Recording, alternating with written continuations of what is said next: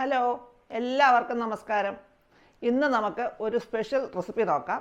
Special എന്ന് പറയുന്നത് നിങ്ങളാരും പരീക്ഷിച്ച് കാണാൻ സാധ്യതയില്ല, അങ്ങനെ റെസിപ്പിയാണ്. അപ്പോൾ ഇത് ഉണ്ടാക്കി കഴിഞ്ഞിട്ട് കൊള്ളാമെങ്കിൽ മാത്രം നിങ്ങൾക്ക് ഞാൻ കാണിച്ചു തരാം. ടേസ്റ്റ് ഉള്ളതാണെങ്കിൽ മാത്രം കാണിച്ചു തരാം. ഇന്ന് ഉച്ചയ്ക്ക് ഞാൻ കൂട്ടാൻ വെക്കാൻ നോക്കിയപ്പോൾ ഒരു സാധനം കൂട്ടാൻ വെക്കാൻ, കുറച്ച് മുട്ട മാത്രം ഇരിപ്പുണ്ട്. എന്നാൽ അതുകൊണ്ടൊന്ന് ഒരു പരീക്ഷണം നടത്തിയേക്കാന്ന് വെച്ചാണ് ഞാൻ ഇന്ന് ഒരുങ്ങുന്നത്. അപ്പം നമുക്കതിന് വേണ്ടുന്ന സാധനങ്ങൾ എന്തൊക്കെയാണെന്നും എങ്ങനെയാണ് ചെയ്യുന്നതെന്നും നോക്കാം. അതിനു മുമ്പായിട്ട് നിങ്ങളെല്ലാവരും എൻ്റെ ഈ ചാനൽ ഒന്ന് ലൈക്ക് ചെയ്യുക, ഷെയർ ചെയ്യുക, സബ്സ്ക്രൈബ് ചെയ്യുക.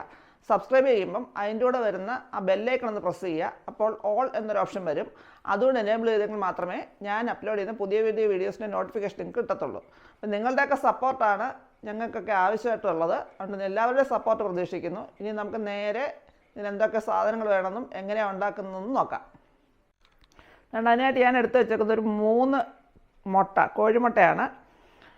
ഒരു 5-6 വലിയ ചുവന്നുള്ളി, വലിയതാണ് 5-6 എടുത്തേക്കുന്നത്. 5-6 മതിയെന്ന് വെച്ചത്. അല്ലെങ്കിൽ ഒരു 10, ചെറുതാണെങ്കിൽ 10-12 ആകാം.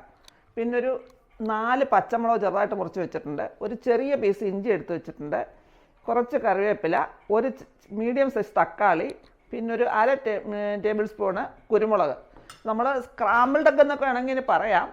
ഞാൻ അങ്ങനെ വെച്ചാണ് എടുക്കുന്നത് കേട്ടോ. സ്ക്രാമ്പിൾഡ് എഗ്ഗിനകത്ത് ഇതും തക്കാളി എന്നൊക്കെ വിചാരിക്കും. ഞാൻ ഇതിന് വെറൈറ്റി ആയിട്ട് ഉണ്ടാക്കാമെന്ന് വെച്ചാണ് ഇതൊക്കെ എടുത്തേക്കുന്നത്. പിന്നെ നമുക്ക് വേണ്ട ഉപ്പാണ്, അത് ചേർക്കുന്ന സമയത്ത് ഞാൻ കാണിച്ചു തരാം. അപ്പോൾ നമുക്കിനി ഇതുണ്ടാക്കി തുടങ്ങിയാലോ.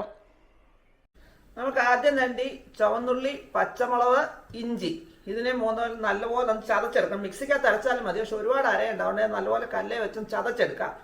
തക്കാളിയെ ചെറുതായിട്ട് അരിഞ്ഞെടുക്കണം. പിന്നെ നമുക്ക് ഈ കുരുമുളകിനെ നമുക്കൊന്ന് ചതച്ചെടുക്കാം. അതും പൊടിയേറ്റം ചതച്ചെടുത്താൽ മതി. അങ്ങനെ അത്രയും ചെയ്തെടുക്കാം. ആദ്യം ഞാൻ വേണ്ട ആ ചുവന്നുള്ളി, ഇഞ്ചി, പച്ചമുളക് ചതച്ച് വെച്ചിട്ടുണ്ട്. തക്കാളി അരിഞ്ഞ് വെച്ചിട്ടുണ്ട്.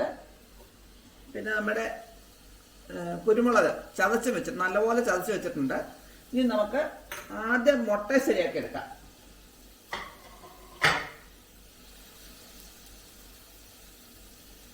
നമുക്ക് ഈ പാനം ചൂടാക്കി വെച്ചിട്ട് വെളിച്ചെണ്ണ വെച്ചിട്ട് അത് ചൂടാക്കി കഴിഞ്ഞിട്ട് വേണം ബാക്കി കാര്യങ്ങൾ ചെയ്യാൻ. നമ്മൾ പാൻ ചൂടായി നമുക്കിനകത്തേക്ക് കുറച്ച് വെളിച്ചെണ്ണ ഒഴിക്കാം. കുറച്ച് ഒഴിച്ചിട്ടാണ് മുട്ട ഒന്ന് സ്ക്രബിൾ ചെയ്യാൻ ഒഴിച്ചു കൊടുക്കാം. ആദ്യം തീ അങ്ങ് സിമ്മിലാക്കി വെച്ചേക്കാണ്. ഇനി നമുക്ക് ഇതിനകത്തേക്ക് ആ 3 മുട്ട പൊട്ടിച്ചൊഴിച്ചു കൊടുക്കാം.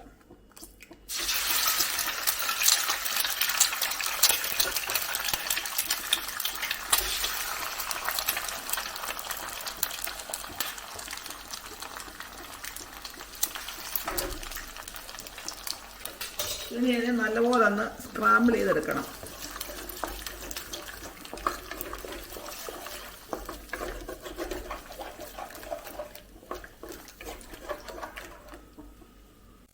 മുട്ട ഒന്ന് പൊരിഞ്ഞ് വരുന്ന സമയത്ത് മുട്ടയ്ക്ക് മാത്രമുള്ള ഉപ്പ് അതിനകത്തേക്ക് ചേർത്ത് കൊടുക്കാം.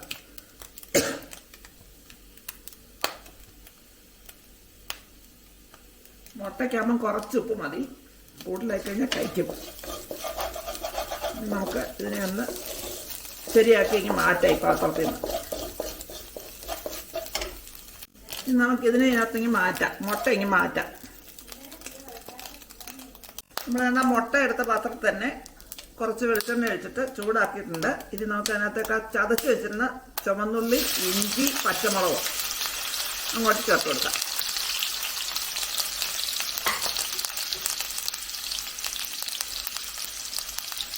ഇതിനെ ഒന്ന് ചെറുതായിട്ട് വഴറ്റിയെടുക്കണം. ലോ ഫ്ലെയിമിലിട്ട് വഴറ്റിയെടുക്കണം. മുളക് പൊടിയൊന്നും ചേർക്കുന്നില്ല അധികം. പച്ചമുളകിൻ്റെയും കുരുമുളകിൻ്റെ ഒക്കെ എരിയേ വരത്തുള്ളൂ. അപ്പം നമ്മുടെ ഉള്ളിയൊക്കെ സോഫ്റ്റായി, ആ ഇഞ്ചിയൊക്കെ മൂത്ത മണം വരുന്നുണ്ട്. ഇനി നമുക്ക് ഇതിനകത്തേക്ക് ആ കറിവേപ്പില അങ്ങോട്ട് കൊടുക്കാം.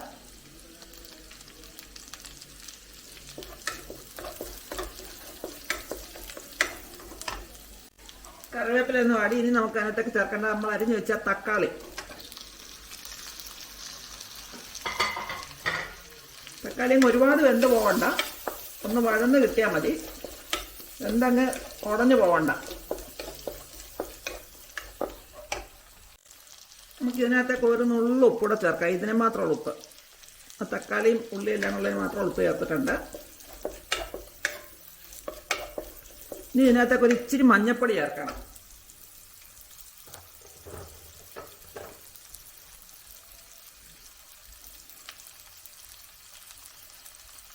ഒരു 1/4 ടീസ്പൂൺ മഞ്ഞൾപ്പൊടി ചേർത്താൽ മതി.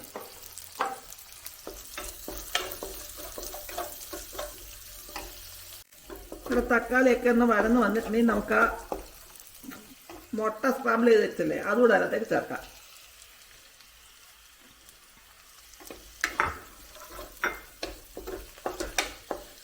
എല്ലാം ഒന്ന് യോജിപ്പിച്ചതിന് ശേഷം നമുക്ക് എടുത്ത് വെച്ചിരുന്ന കുരുമുളക് പൊടിയും കൂടെ അതിനകത്ത് ഇട്ട് കൊടുക്കാം. ഇത് നല്ലപോലെ ഇളക്കി യോജിപ്പിച്ച് ഉപ്പുമൊക്കെ നോക്കി എല്ലാം പരുവാണെങ്കിൽ നമുക്ക് തീ അണച്ചു കൊടുക്കാം.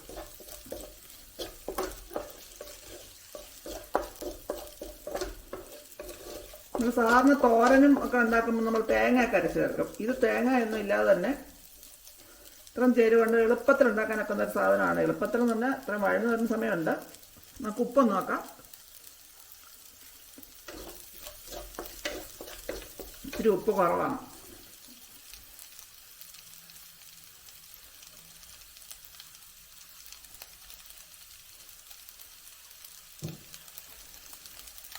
മതി. ഇനി നമുക്കിതിൻ്റെ തീ അങ്ങ് അണച്ചു കൊടുക്കാം. ഇത് ചോറിൻ്റെ കൂടെ എങ്ങനെ ഇരിക്കും നമുക്ക് ചോദിച്ച് നോക്കാമേ. ഒരുപാട് തണുക്കുന്നതിന് മുമ്പ് വേണം ഇത് കഴിക്കാൻ. തണുത്ത് കഴിഞ്ഞാൽ പിന്നെ അത്രയും ആ ടേസ്റ്റ് വരത്തില്ല. നമുക്ക് തീ അങ്ങ് അണച്ചു കൊടുക്കാം. അപ്പോൾ നമ്മുടെ മുട്ട റെഡി ആയിട്ടുണ്ട്. സ്ക്രാമ്പിൾഡ് എഗ് എന്നോ എന്തെങ്കിലും പേരിട്ട് വിളിക്കാം. കഴിച്ചേച്ച് പറയാൻ കൊള്ളാവെന്നുള്ള കാര്യം കൊള്ളാമെങ്കിൽ ഞാൻ നിങ്ങൾക്ക് കാണിച്ചു തരാം. ഇത് വെച്ച മുട്ടയുടെ തോരനല്ല കേട്ടോ, സ്ക്രാമ്പിൾഡ് എഗ്, ചിക്കി പൊരിച്ചതെന്നൊക്കെ വേണമെങ്കിൽ പറയാം. പിന്നെ ഇച്ചിരി തീയലുണ്ട്. തീയൽ എന്താ പറയുക ആ സാധനം എന്നറിയോ? തണ്ണിമത്തൻ്റെ തോട് അതിൻ്റെ പുറത്തെ തൊലിയൊക്കെ കളഞ്ഞിട്ട് എടുത്തുണ്ടാക്കിയ നല്ല തീയലാണ്. അതും കൂടെ കുട്ടികൾക്ക് ചോറൊന്നുണ്ട് നോക്കാം. എല്ലാം വെറൈറ്റി ഐറ്റംസാണ്.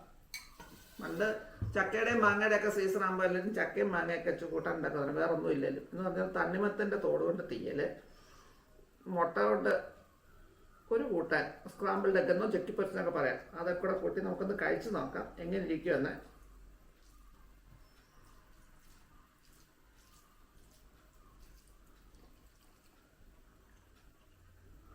ഉണ്ട്, സൂപ്പറാട്ടോ. മുട്ട നല്ല. പിന്നെ ഞാൻ തന്നെ ഉണ്ടാക്കി, ഞാൻ തന്നെ കഴിച്ച്, ഞാൻ തന്നെ എന്ന് പറയുക. സ്റ്റോറി ഡയറക്ഷൻ എല്ലാം ഞാൻ തന്നെ പറഞ്ഞ പോലെ ഞാൻ തന്നെ പറയാൻ നല്ലതാണ്.